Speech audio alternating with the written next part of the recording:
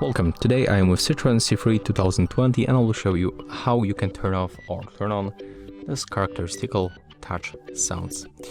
So let's take a look on this screen and click on the home icon to go for this panel. Next we have to go for the settings and we have to go for the audio right here. As you can see, you can find this option in this place. So when we are going to turn it on, right now you can probably hear that sound. If you want to get rid of that, just go back for the touch sounds, for the audio settings, and then disable the touch sounds. And as you can see, that's all. If you find this video helpful, remember to leave a like, comment, and subscribe.